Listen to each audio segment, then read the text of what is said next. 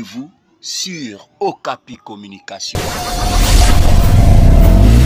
Abonnez-vous sur Okapi Communication.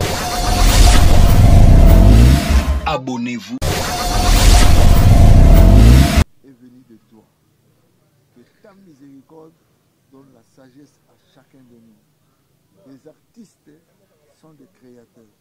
Laisse que ta miséricorde leur donne l'intelligence pour que ce que nous allons faire puisse aller de l'avant au nom de Jésus. Amen. Amen. Merci beaucoup, chers amis de la presse. Nous sommes très heureux de vous inviter pour cette grande activité qui se prépare à ce qui concerne les conférences de presse. Aujourd'hui, nous avons l'un de nous, celui qu'on appelle le patriarche, l'apôtre Tamboulouko, qui s'apprête pour organiser une grande croisade qui sera à l'esplanade de l'Échangeur. Sur ce, l'apôtre lui-même est de la partie, il va commencer par son exposé, expliquer comment cela va se dérouler et après cela, ça suivra le jeu de questions et de réponses. Sans plus tarder, pour ne pas monopoliser la parole, je donne la parole à son éminence, l'apôtre Tamboulouko. À vous, papa. Merci beaucoup. La grâce de la salutation est là, je vous salue dans le nom de Jésus. Je suis Tamboulouko, un homme de foi, un homme que Dieu a appelé depuis longtemps, dans les années 80. J'ai reçu l'appel de Dieu et en 2007, Dieu m'a donné la grâce de faire ce que nous appelons la conférence pour la restauration de l'Église et la restauration de l'homme de Dieu. Ça fait plusieurs temps. Avant cela, il y avait aussi des conférences. Mais c'est lui, cette conférence qui a pour thème la restauration de l'Église et de l'homme de Dieu, c'est après, depuis 2007 jusqu'à ce jour, chaque année. J'ai avec moi depuis le début la famille Machba de la Hollande. Ils viennent avec moi chaque année pour enseigner le peuple de Dieu. Pour cette fois, nous avons choisi l'Échangeur de Limete. Pourquoi? Parce que les enjeux sont là. Les Limetés là parlent du pays facilement. On a l'emblème de Lumumba, on a beaucoup de choses à côté. Le centre de réjouissance que nous sommes ici, la Fikine est à côté de nous. Donc Kinshasa est au centre. Nous venons parler cette fois-ci pour que les hommes de Dieu sachent que l'Église doit être restaurée pour que le pays joue son rôle en Afrique et dans le monde. Si l'Église n'est pas restaurée, nous allons tout faire, il n'y aura pas d'ouverture. Après la restauration de l'Église, c'est l'homme de Dieu qui doit être restauré. Dans notre pays, dans ce temps qui passe, l'homme est faible, l'homme est trompé, l'homme est volé. Il y a des pays qui nous entourent, qui nous disent qu'on a infiltré les pays. Mais par qui? Par les hommes comme nous. Donc, si nous restaurons notre pays, les gens ne le feront plus. Si nous restaurons notre pays, les hommes de Dieu, la grâce que Dieu a donnée à ce Congo pour l'Afrique et le monde sera faite rapidement. Notre pays n'a pas droit au retard. Notre pays a droit à l'expression de Dieu. Congo signifie Dieu. Le mot Congo, ça c'est le pays de Dieu. L'Église de Dieu et l'homme de Dieu de ce pays, nous devons être parfaits comme le Père est parfait. Nous devons être forts comme le Père est fort. Nous devons ressembler à Jésus-Christ. Et c'est par la foi que nous devons y arriver. Parce que la foi vient de ce qu'on entend. Ce qu'on entend, c'est la parole de Christ. Donc c'est Christ, c'est Dieu. Si nous connaissons très bien par la foi, nous allons faire de grandes choses. Même les hommes, les Congolais vont faire beaucoup d'écoles. Aujourd'hui, nous avons une école de tel. Mais il y a des gens qui n'ont pas de forme, mais qui vont avoir la forme et qui vont former les écoles pour que leur vie aille dans le monde entier. Il y a de ceux qui sont simples aujourd'hui. Il n'y a pas d'ici. Mais à partir de la foi, ils vont faire des choses qui vont appeler le monde à venir nous contempler. Un pays qui a souffert, je me répète, un pays qui a souffert, excusez-moi, un pays qui a souffert totalement. Quand vous regardez les films, vous regardez les hommes, les femmes que Dieu a mis dans ces pays, leur forme extérieure, ça fait pleurer. Alors qu'ils sont sur les diamants, sur l'or, sur le coltan, donc on vit difficilement. Quand je vois certaines personnes dire qu'est-ce qu'il a fait pour devenir comme ça? La pression ne vient pas de l'enfer. La pression vient des hommes et des femmes. Alors qu'avec notre foi, nous pouvons amener le meilleur dans notre pays. Avec notre foi, nous pouvons amener le meilleur dans nos frères et sœurs. Je vous vois tous. Il y a de ceux qui ont des visions, des orphelinats, des tels. Mais vous en avez pourquoi? Parce que vous voulez que le meilleur entre. Mais sans la foi, on ne va pas y arriver. On fera les orphelinats tels que tels, mais ça ne sera pas orphelinat. Ce pays est appelé aux grandes choses. Les laits sont là, le lait de toutes sortes. Il y a des laits des animaux, lait des arbres, lait des fleurs, il y a des laits partout. Mais qui les boit? Qui les prend? Il faut la foi. Vous connaissez, dans la Bible, je vais prendre cet exemple, le fer de la hache est tombé dans l'eau. L'homme l'a perdu. Mais il a crié, ô homme de Dieu, je l'ai emprunté. Dès qu'il a crié, l'homme de Dieu est allé. Il lui a demandé, où est-ce que c'est tombé? Tu l'as fait tomber où? Ce n'est pas seulement dans cette Bible, dans ce texte. En Apocalypse, Dieu demande à l'homme, où es-tu tombé? Et l'homme a montré. Si nous montrons, nous savons là où la chose est tombée, Dieu fera. Il a pris le morceau de bois, il a mis à la place où on lui a montré. Le fer est venu. Vous n'oublierez pas qu'il y a un bateau ici, Sarakoni, qui est dans le fleuve. Jusqu'à présent, il n'a jamais sorti. Mais un morceau de fer est ressorti par la puissance du bois, que nous appelons le bois de grâce, que Jésus a porté. Nous appelons ça la croix. Et quand le morceau de fer est venu s'attacher au bois, l'homme de Dieu n'a pas fait quelque chose. L'homme de Dieu lui a dit, étends ta main et prends la chose. La croix est là. Jésus-Christ est venu pour nous sauver. Nous savons tous que sur la croix, Jésus a ramené les gens à Dieu. Le premier Adam a perdu. Mais le deuxième Adam, c'est Jésus. Et quand Jésus est venu, il a fait quelque chose. Par sa croix, il a ramené toutes les bénédictions que nous avons perdues. Et il nous a donné sa vie que nous avons perdue au jardin de Dieu. Mais cette vie-là est attachée à la croix. Dieu dit, étends ta main et prends ton fer, va avec. Les bénédictions sont nombreuses que Jésus nous a données sur la croix. Les bénédictions de toutes sortes, les grâces de toutes sortes, les grâces que Dieu a données à David, il a donné à Abraham, tout ça, c'est attaché à la croix. Et la croix a ramené ça. Chaque chrétien, par sa foi, qui est sa main, peut aller prendre n'importe quelle bénédiction. C'est pour cela que nous étalons la puissance de la foi. Nous avons plusieurs prédicateurs, mais je parle d'abord de trois. Machba, John Machba, son père c'est un pionnier qui a prêché aussi au Congo. Le fils de Machba, qui s'appelle Jekonia, est là, et moi je suis là, trois personnes. Et nous aurons aussi nos frères et sœurs qui pourront venir pour parler d'autre chose, parce que c'est sur 7 jours Les gens me demandent, mais 7 pourquoi?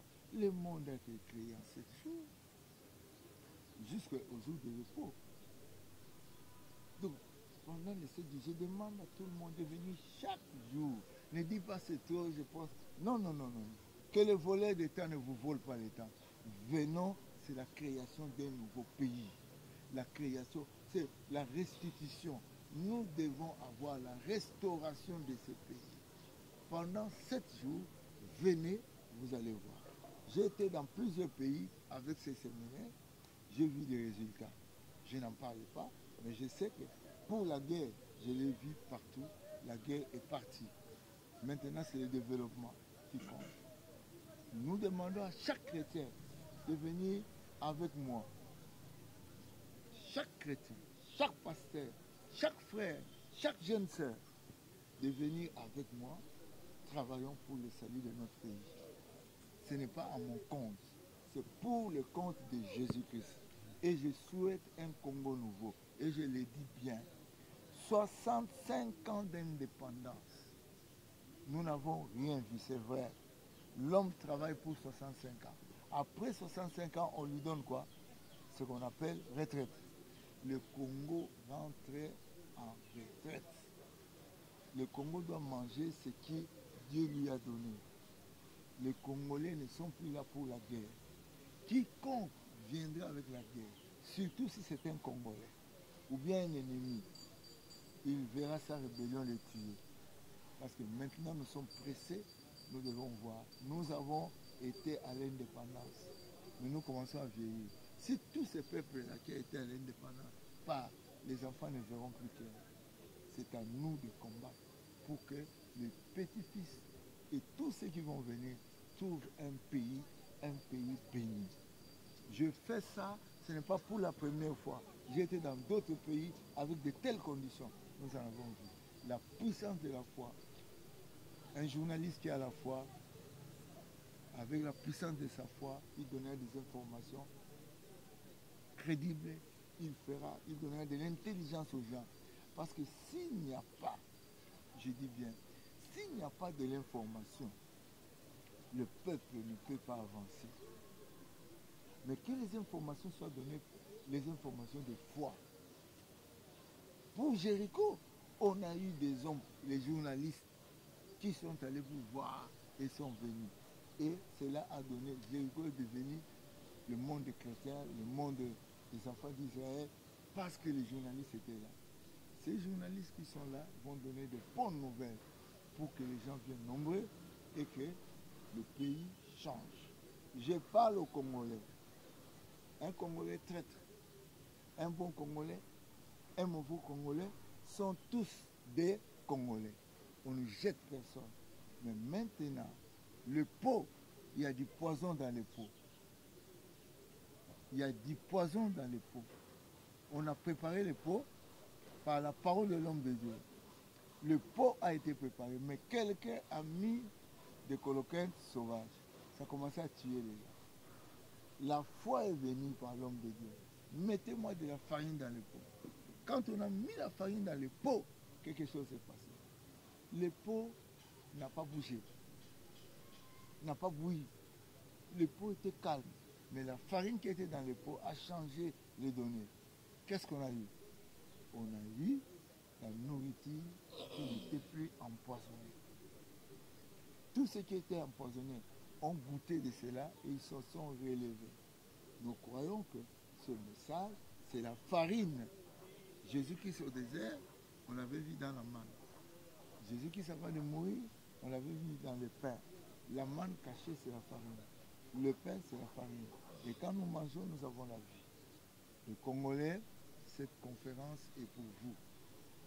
Les hommes d'État, les hommes d'affaires, les hommes simples, les pasteurs, tout le monde, nous sommes invités. Pour la gloire de Dieu, j'ai terminé ce que j'avais à dire. Amen. Merci beaucoup, chers amis de la presse. Merci aussi à l'apôtre Tamboulouko pour votre narration. Maintenant, on va devoir débuter avec le jeu de questions-réponses, la série des 3. Vous prenez la parole et puis présentez-vous. Bonjour. Je me présente, moi c'est David Charlot, je suis journaliste sur la CNTV, Canal de la télévision, l'émission Très son enfant, et puis Bakoum TV Média en ligne. J'ai deux petites questions ou trois. Ma toute première question, moi je connais l'apôtre Tambolokoki. Ce qui est resté là en Angola, c'est l'apôtre Tambolokoki. Mais ça l'a passé. Comment on vous associe pas papa n'a pas Tambolokoki comme une oubliette quelque part. Ma toute première question. Deuxième question, votre réaction sur question du Bosso. Présidence wana bamesana kokota ti awa soki bakomi awa nzambe aza te na suka nalobi c'est moi qui ai parlé nakendeki pa mosusu te baloba peut-être que naza associé te bon peut-être na bandenge mosusu me babengi ngai na bandeko na RTNC le 2, oui. Le premier n'a fait c'était en direct. En direct. Na sambela qui pour na ba oyo ba bengaka communauté internationale. Comment bazaki sous bazaki ko bouger te. Mais depuis prier na bolanda ngo boza ba média tala yango landa onyos na sengaki c'est ce qui est arrivé aujourd'hui. Donc communauté internationale et yoki voix na biso pe ba voix ya mboka ekei to komi lelo na makambo oyo ozosenga ngai naloba nini mpona yango ngai mpenza naza lokola tata na ngai Aïdina Bala, c'est lui qui m'a imposé le nom. Nazolanda te la plupart des gens qui vont là-bas mingi eza bango bato bazosollicite mpe bato wana bazosala yango mpona na Congo eza biso nyonso ngai atomboli mosapi na ngai si on m'associe je vais mais je suis entré dans la danse, j'ai joué mon rôle partout on en parle. Soki okende États-Unis wapi bazobenga ngai bazoyebisa ngai oza en sécurité na vie nakozala en sécurité te mpo na nini je suis en sécurité oyo lobi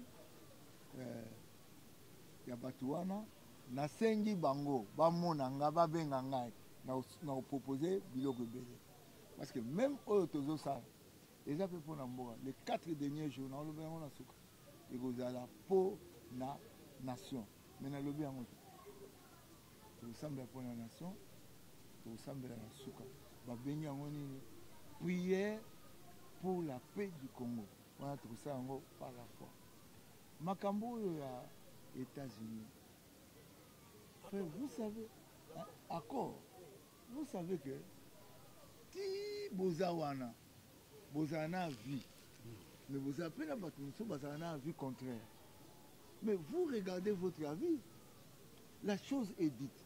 Moi, je suis de ceux-là. Parce que moi, je suis derrière le président de la République. C'est la Bible qui m'a placé ainsi. Et ça, c'est l'idée. La Bible, le Bible, nous réfléchir. Mais, commencez à comprendre que les États-Unis n'ont pas ça l'accord. Oh, il y a des biso makambo. Ils ont accord. D'accord. Na États-Unis, na wana wapeza bien. Dans tout accord, il y a ce qui est miel, il y a ce qui n'est pas miel. Na pile, tout ça na positif, na négatif. Mais tout ça mis na biso na positif. Je suis pour l'accord et je prie pour l'accord et ce que l'on dit la prophétie n'a pas on a pris ça. Dans le bilan ma comme l'étranger au kimia et côté. Dans ça qui na au bien hôtel on est à côté quoi ya pumbu ba bien oh la pumbu kuna na c'était pumbu hôtel wa te pumbu wa ouais côté ndako mbemba côté ndako Jean-Pierre Bemba non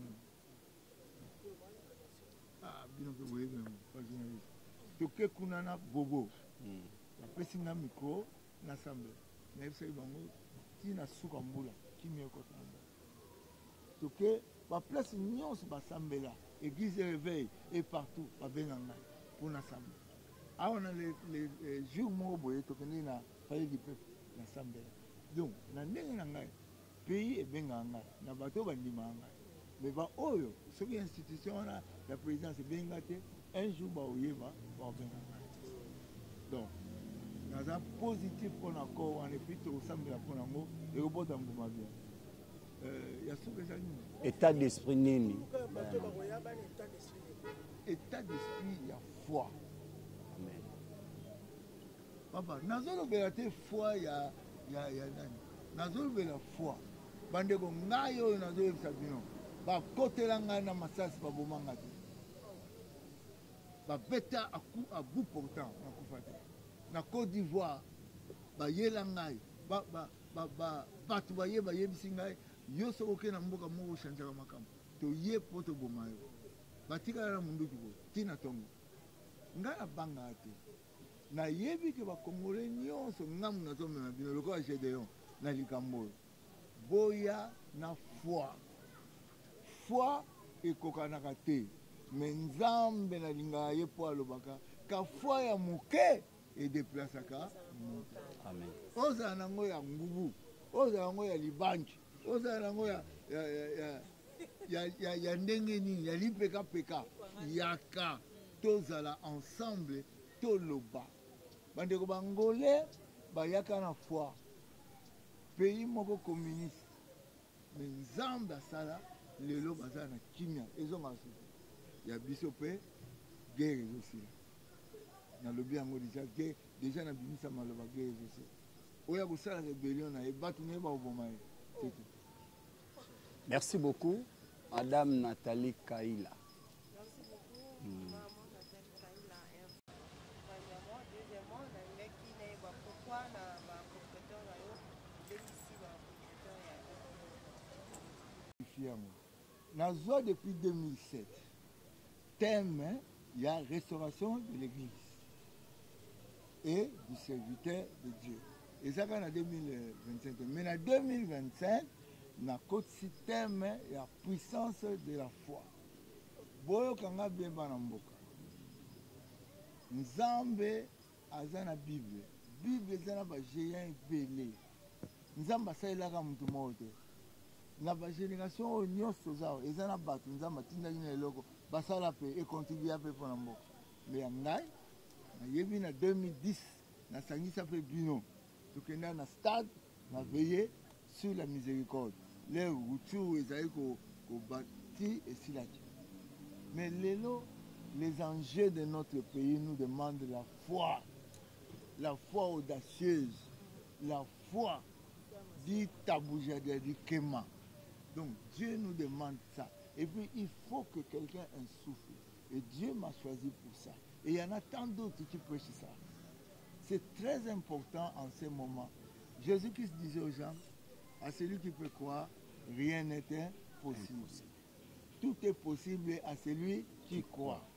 Ensemble. On ne parle pas d'une religion, mais on parle d'un Jésus, de notre Seigneur avec notre foi. Chacun a une foi. Donc, maman, dans mboka na biso, nous avons besoin de nyonso ba telema pona kondima.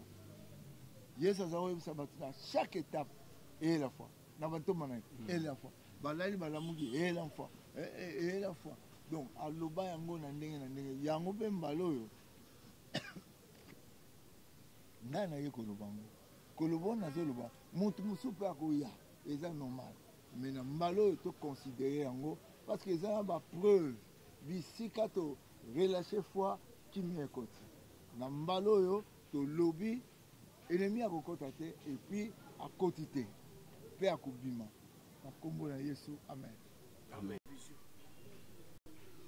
Laissez-moi exprimer quand même mes sentiments parce que c'est pour moi la toute première fois. J'ai beaucoup parce que le pasteur est venu à la bombe émission. On va regarder dans un tambulukoki. Dans un coco tambulukoki.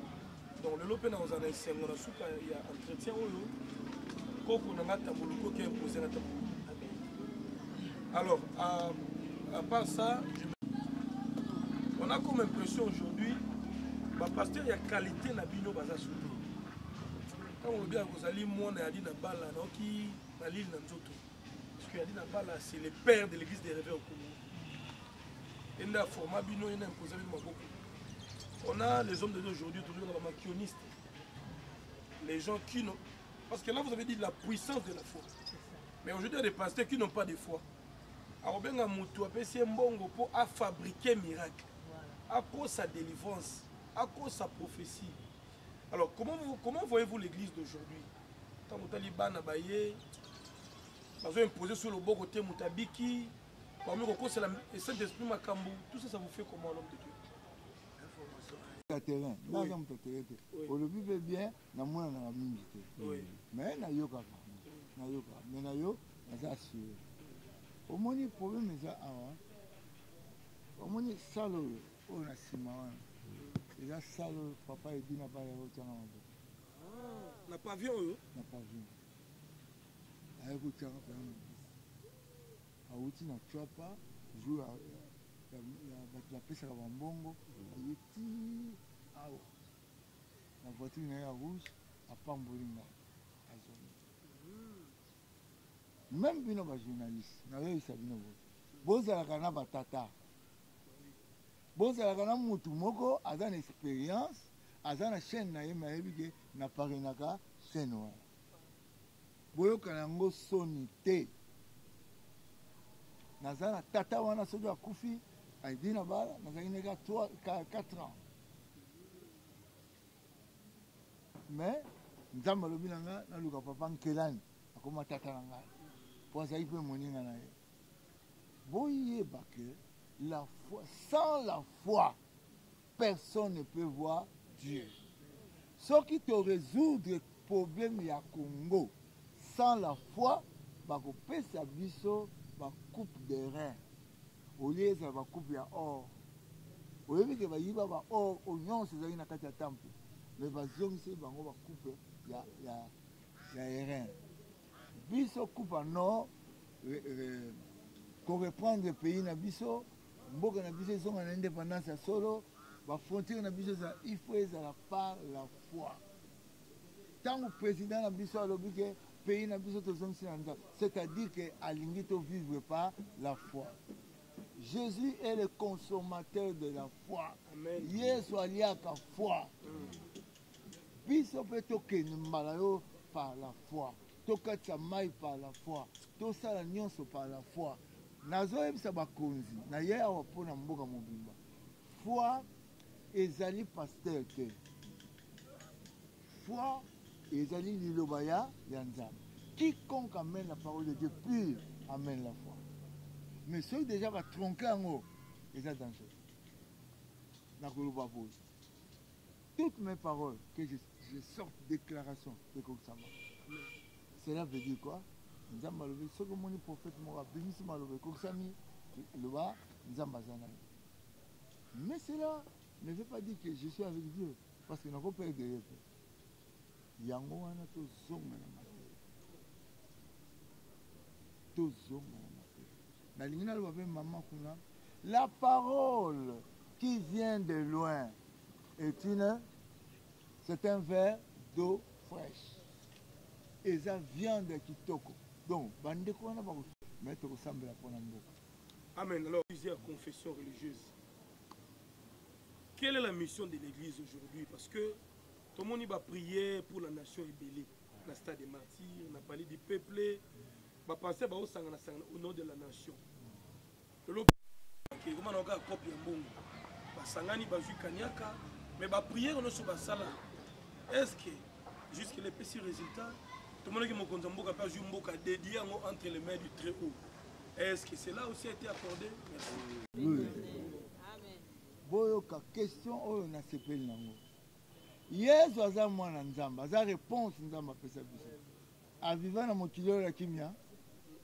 Hein? Yesu aviva na mokili na kimia te. Abota mika aboye bambele. Te Yesu ya kozo kimia tanga akolaki asali mission na ye ake. Congo pe eza na mission nango. Mais nga nazolo bango, au nom des églises te. Mais je parle au nom de Jésus. L'église moi je ne peux pas juger un homme de Dieu. Mais quand il y a une mission, on a fait ils ont fait liboso te, ils ont fait payer liboso te. Na ligne na salango awa na sengi bino bandeko bozala nanga. To sangana to yoka mateya tolelela nzambe mpona mboka na biso. Bisika nyonso bateyaka bato bazalaka bapasteur na bengi bino, bafrères et sœurs bapoliticien na bengi bino, bato nyonso na bengi bino boya espace eza monene tokosambela nzambe mpe akopambola biso. me likambo bapasteur papa bana mboka boyoka ngai bojuge basali ya nzambe te, bokochange eloko te, bino nde bosambela parce que nzambe alobaki ne juge pas mes serviteurs. Qui es-tu toi qui juge mon serviteur? Nalingo aloba te ke baserviteur basepela parce que jugement ya monene eza ya ye tobanga nde nzambe mpona makio na papa. Nazomona bajournaliste awa naobanga te kotanga bakomona bango. Marx alandanga bisika nyonso akutana mokolo moko nazoteya mbula ezobeta natelemisi loboko boye mbula ekangama likolo ekita su te, mbula ekangama likolo nazoteya na se ya mbula bapaya bamindele bazalaki wana sainte seni fo esalama.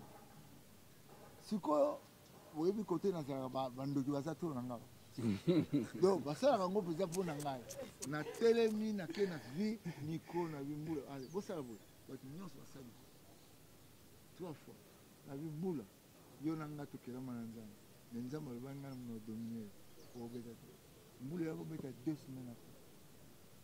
Bandeko toza na biloko ya kosala, toza na makambo ya koloba, nzambe akosala biso nde biso kaka oyo yo moto ozalaki na masumu yo nde nzambe atindi mpo okanga mbula, tokanga bagere, tokanga makambo, toyokana, toya oyo akoziya te eza mabe te, me baoyo bakokota na kati ya eloko wana ndenge bandeko basengi état d'esprit nini toya yango, toya na esprit de foi, esprit d'amour, humilité. Nzambe utilisera les choses faibles, nzambe utilisera les choses faibles pour confondre les forts. Nzambe utilisera les pauvres pour confondre les riches. Démonstration na bomona ngwana. Toya to sambela nzambe apambola. Merci beaucoup. À présent, nous allons inviter les cordons. Lui, c'est le papa de plusieurs.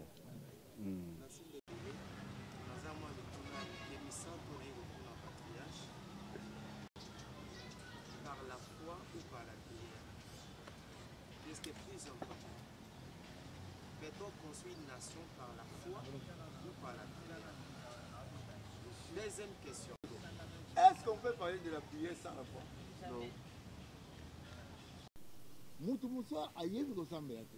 Mais la prière, ce n'est pas ce qui est audible.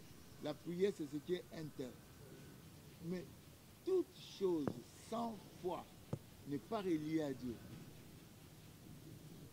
Ce qui est relié à Dieu, je ne parle pas de la confiance, mais la foi. Et surtout la foi en Jésus-Christ. Frère, la prière, c'est une œuvre. Ça doit se faire dans la foi. Le travail, c'est une œuvre. Ça doit se faire dans la foi. Quelqu'un va dans la bourse, il fait un chant, il a la foi que ça va sortir. Donc, la foi est nécessaire, la prière aussi est nécessaire. Mais la foi n'est pas la prière n'est pas la foi. Mais la prière est faite par la foi. Ok. La restauration de l'Église et de l'homme de Dieu. Je crois que les basala nzambe ya Congo, andiri na bango bazalaka. Bamo na patriarche abensi bango avec un terme dit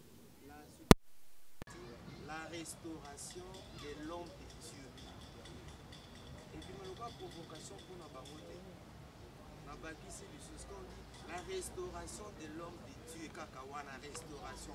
Ils vont commencer à se poser des questions à mon inikata biso et repousser même à canaliser ce que moto nzambe ayiko le capé na délivrance moto nzambe ayiko le capé tout ça na dimension ba biso to comprendre vraiment ba comprendre. Se fait quand? La délivrance, en tout moment, on a besoin de délivrance. On peut être délivré du feu, on peut être délivré de l'eau, on peut être délivré de quelque chose. Quand quelqu'un dit je suis délivré, mais tu peux entrer dans des dimensions bizarres. bizarre. Mais ça demande une délivrance. La délivrance n'est pas une chose acquise, mais ça continue. On est délivré d'eux. On est délivré d'eux. Et on va jusqu'à la fin. Je parle aux hommes de Dieu. Moi, ici, je viens de l'église Résurrection. On vient de prêcher. Après la prédication, vous allez dire à la femme du pasteur, tu m'as prêché, tu m'as aidé, merci beaucoup. Parce qu'il y a quelque chose qui était en moi, mais j'ai vu clair par sa prédication.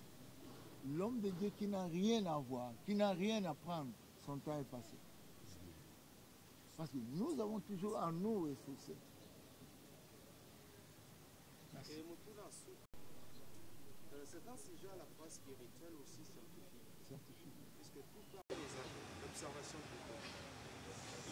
Quelle est l'observation spirituelle que vous avez faite comme serviteur de Dieu pour que vous arriviez, n'est-ce pas, à nous proposer ces sujets-là que nous considérons aujourd'hui comme étant la solution à un certain nombre de faits spirituels? Mais eza monene boza na Congo bakestion bopose nga nyonso ezolakisaka ya un ça ne va pas oyo euti na mitu na bino mais mboka oyo tozala baeglise mpe eza na ça ne va pas biso nyonso même na politique toyebi yango donc tout ne va pas mais tout va parce qu'en nous il y a de l'espoir. Si maintenant chacun de nous donne la place à cet espoir de le façonner, tokeyi. Ce qui monte à l'objet, il y a des années l'autre, il y a qu'au restaurer la vie. Ah, mais ça c'est son choix. Mais bah oh bah koya, bah au monde, bah mboka oh bah ndimangai. Les lois ils ont na continent Angola, les gens comme ça. Et puis là il y a ça bah tout que Dieu exauce toujours. Dieu est le Dieu, il fait la même chose. Ce qu'il a fait avec Paul, c'est ce qu'il fait avec nous.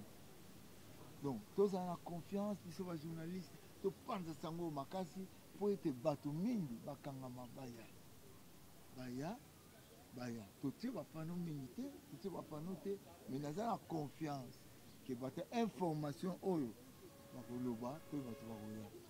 Pe na yebisi binongo, les pasteurs viendront. Ils viendront. Même ceux que vous ne croyez pas, ils viendront. Pourquoi?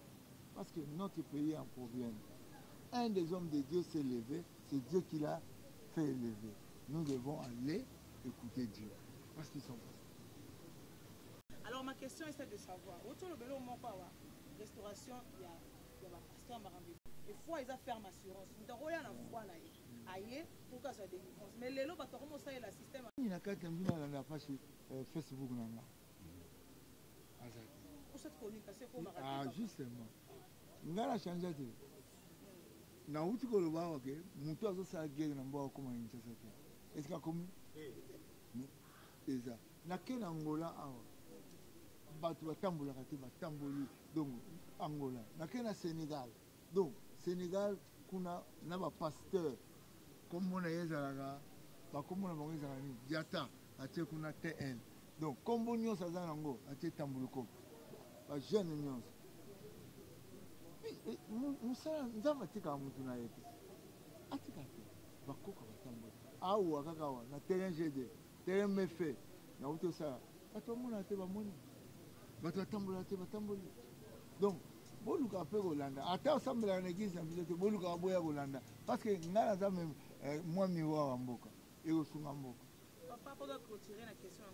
oyoki baya nasalaka yango mais tozosenga bato oyo bakosunga biso toza na démonstration tolingi tosala oyo ya Yesu alobaki aller partout dans le monde guérissez les malades nasala yango na Angola nasala yango ye tokosenga bato oyo ya biso quelques médecins bato bakende na hôpitaux bazwa bamalade na baambulance baya na bango tokosenga bato oyo bazobela n'importe quelle maladie bazala nzambe ya aidi na bala aza jour atelaki na maboka vi tokosala mosala nzambe elongo c'est Dieu qui le disait. Tout le monde est échecté. Le Dieu là que je sais, c'est le Dieu que tous les pasteurs savent. Et ils prêchent. Na toko ndima te que na Congo bakinya soza mabe. Jamais. Batamala moupe baza. Et baza be 7000 baza ebe. Nzambe asunga biso bo panza sango bayana ba malade. Mokolo ya jeudi, vendredi, samedi, dimanche. Mais jour ya lundi, nous sommes un peu malades parce que jour entre samedi la campagne na séminaire. Ba malade ba. Ba Congolais ba mingi te ko tato la. Pona nini? Mingi bazala ka soka biki akena ko vérifier. Na moni yango na terrain o na sala. Na moni yango na Angola. Na ye ko zongo. Sikoyo ba témoignage belé ba to. Na kena Côte d'Ivoire, église méthodiste à Côte d'Ivoire. Ba benga. Mbala liboso. Moi si mo ba ni ataye na voiture na ba rebelle. Moi si wana ba tiaye ba ciment na tambolisi jour le ba kati ciment atambo ba tambola ki likolo na yebo. Le colo comment il miette.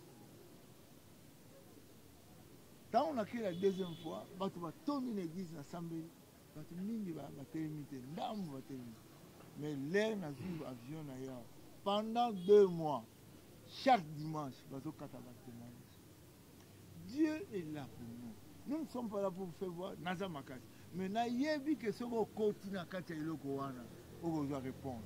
Les gens en Angola na sala ba millionnaire, o ba 1 million pour ba assister na prière na nga. Lelo. Ba pasteur ya Angola ya lelo. La plupart baza bana onga na teyaki na teyaki mabo. Tozo ko assister ne loko sika. Nzamba zana basali na ebele na mboka na biso o basalaka. O peut-être lunto sala eza ya sika. Bo sali sangai sangona ekota batu nyos baya basali ya nzambe ya solo. O bazo banga nzambe. Boya kupusa na pembeni na biso po là où il y a l'unité, la gloire de Dieu descend.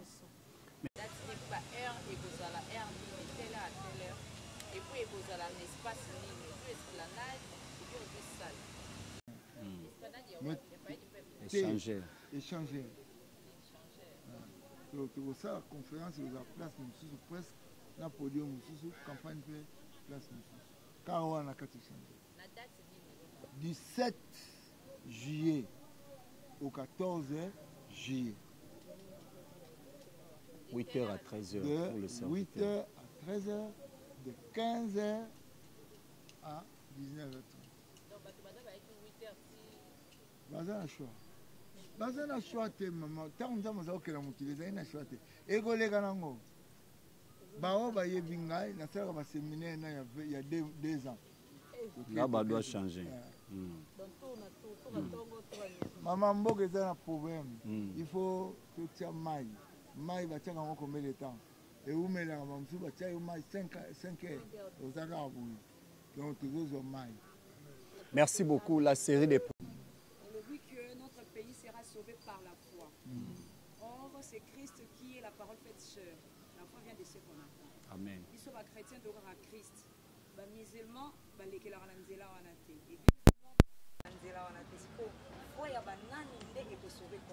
Moïse a refusé la maison de Pharaon. Il a fui et il a sauvé. C'est par la foi que Noé a tombé. Donc, foi oyo, tozo te yango na sous-bassement ya Christ. Eza libanda ya Yesu te. Merci maman. Donc, foi oyo, eza sous-bassement ya Yesu. Eza kakate pasteur. Les hommes d'affaires doivent faire les affaires par la foi. Amen. Les mamans vont entrer dans le mariage par la foi. Ceux qui étaient à changer, ils disent pour n'empata. Mais ceux qui ont la foi, ils supporter mon bali.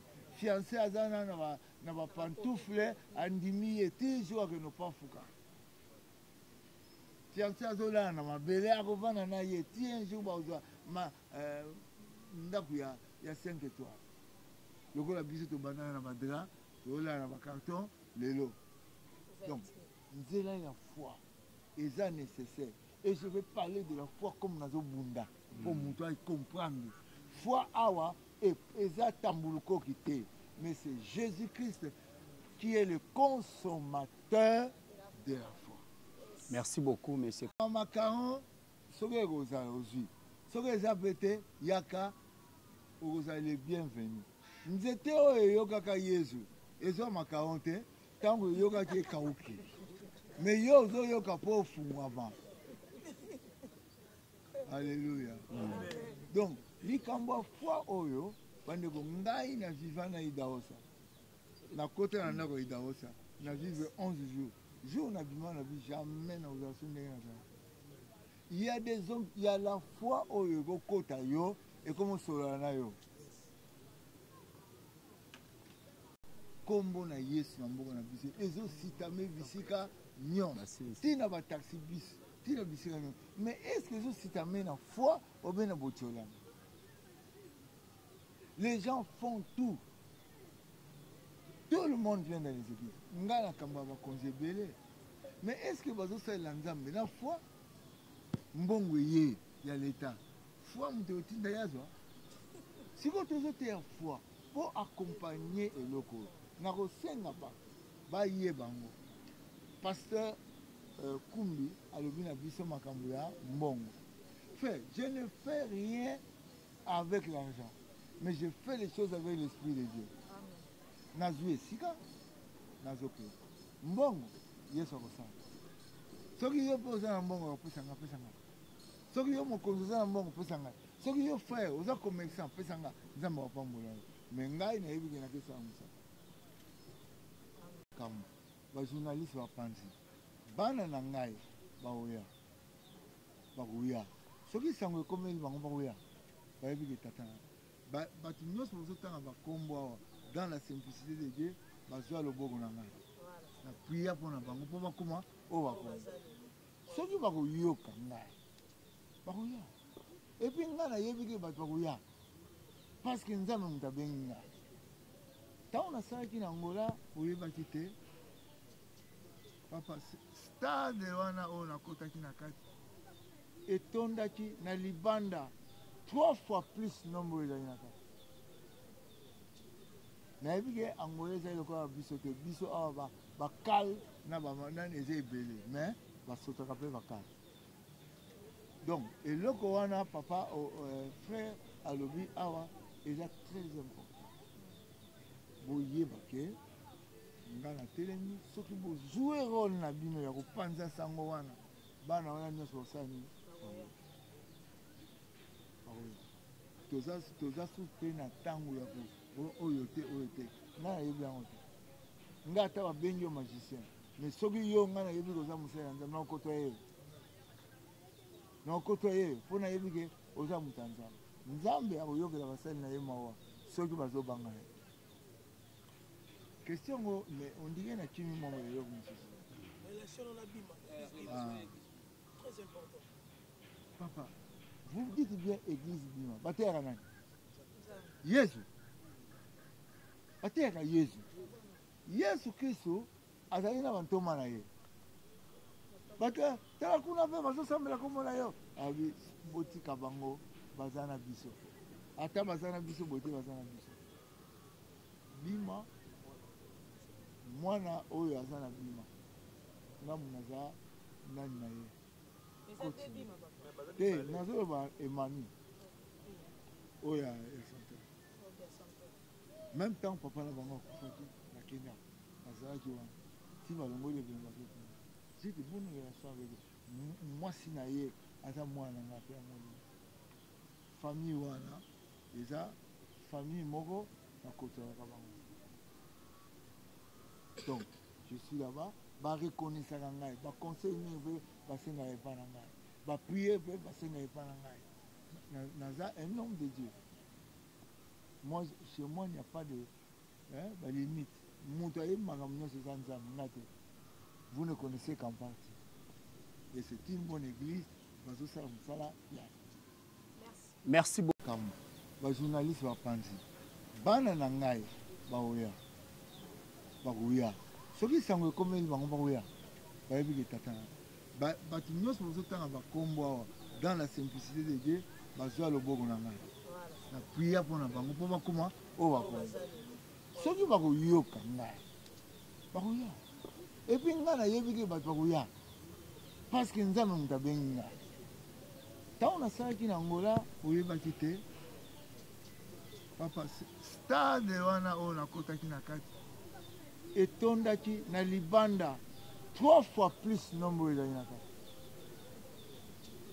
nayebi ke angola ezali lokola biso te biso awa bakale na banani eza ebele mais basotaka mpe bakale donc eloko wana papa frère alobi awa eza très important boyeba ke nga natelemi soki bozwe role na bino ya kopanza sango wana bana wana nyonso osani toza su mpe na ntango ya oyo te nga nayebi yango te nga ata babengi yo magicien mais soki yo nga nayebi koza mosali ya nzambe nakokotwa ye mpo nayebi ke oza moto ya nzambe nzambe akoyokela basali na ye mawa soki bazobanga ye question ngo mais on dirait na kimi mwa eloko mosusu Très important. Papa, vous dites bien église bima. Batera nani? Yesu. Batera Yesu. Yesu Kristo azali na bantoma na ye. Bata tala kuna pe bazosambela komona yo. Abi botika bango bazana biso. Ata bazana biso bote bazana biso. Bima mwana oyo azana bima. Ngamu naza nani na ye. Te nazoloba Emmanuel oyo ya santé même temps papa na bango akufaki na Kenya azalaki wana ti balongoli ebele bakokuna siti bonu relation avec mwasi na ye aza mwana nga mpe amoni famille wana eza famille moko nakotelaka bango donc je suis là-bas barekonisaka ngai baconseil mingi mpe basengaka epa na ngai baprie mpe basengaka epa na ngai naza un homme de Dieu. Moi, chez moi il n'y a pas de limite. Vous ne connaissez qu'en partie et c'est une bonne église. Merci beaucoup. L'année finie pour la série de questions et l'apôtre va faire son dernier exposé par rapport au mot de la fin. Apôtre, mot de la fin.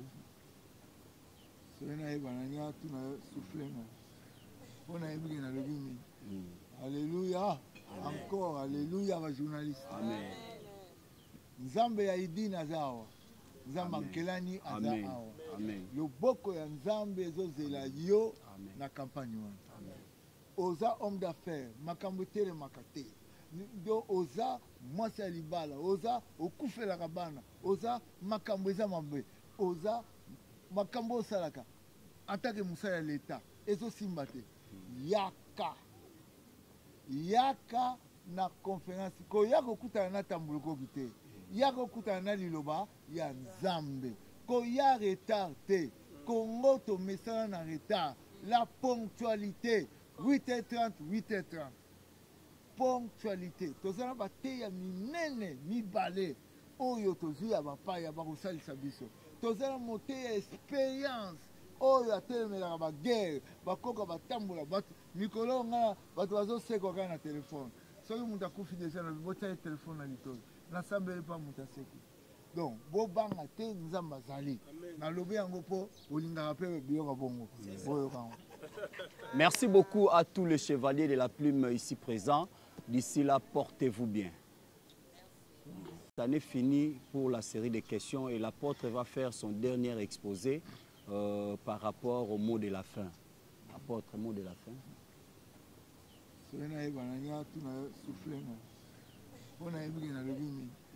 Alléluia. Encore, alléluia, ma journaliste. Amen. Nzambe ya idini azawa. Nzambe ankelani azawa. Amen. Loboko ya Nzambe ezozela yo na campagne wana. Oza homme d'affaires, makambo tere makate. Do oza mwasi ya libala, oza okufela kabana, oza makambo eza mabe, oza makambo osalaka.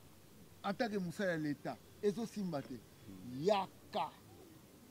yaka na conférence koya kokutana na tambulukoki te ya kokutana na liloba ya nzambe koya retard te Congo tomesana na retard la ponctualité 8h30 8h30 ponctualité tozala bateya minene mibale oyo tozwi ya bapaya bakosalisa biso tozala moteya expérience oyo atelemelaka baguerre bakoka batambola bato mikolo nga bato bazosekwa kaka na telefone soki moto akufi deja na botia telefone na litoi nasambeli mpa moto aseki donc bobanga te nzambe azali nalobi yango mpo olingaka mpe biyoka bongo boyokango.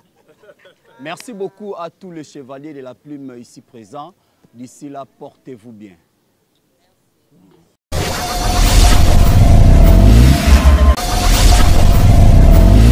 Abonnez-vous sur Okapi Communication. Abonnez-vous sur Okapi Communication. Abonnez-vous.